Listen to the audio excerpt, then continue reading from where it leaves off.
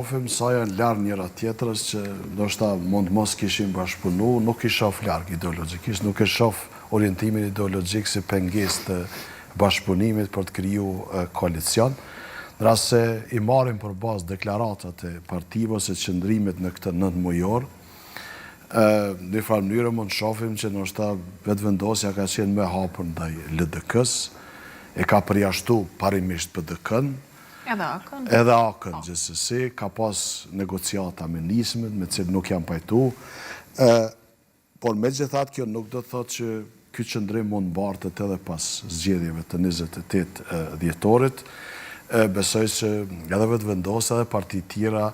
nuk do duhet që vërtet kishin vijat kuqe ndaj njëra tjetrës, sepse qytetarët ka nevojë që vendit qeveriset dhe vërtet partit të ofrojnë qytetarëve zgjidhje për problemet publike që i kanë. Qytetarë s'ka nevojë për vijat kuqe të partive politike, sepse nuk janë vija vërtet parimore ose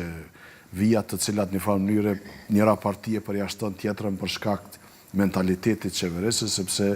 janë shumë afër njëra tjetrës, se kemi pasur që të gjitha si qeverisë, ndoshta me nuancat vogla ka një dallim. Dhe në bazë kësaj, unë nuk shoh ndonjë pengesë mes partive politike që ato të mos bëjnë koalicion njëra me tjetrën. Ndoshta edhe ky 9 mujor i shtyn tash partitë që kanë shumë ma lehtë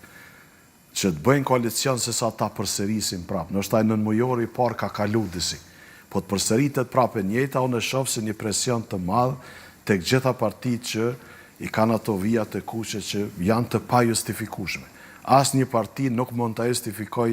vijat e kuqe ndaj tjetrës në baza parimore, ose në baza të një mendësie më të mirë ose jo të mirë qeverisë. Dua t'ju pyes edhe për çështjen e sigurisht është pyetje hipotetike, nuk di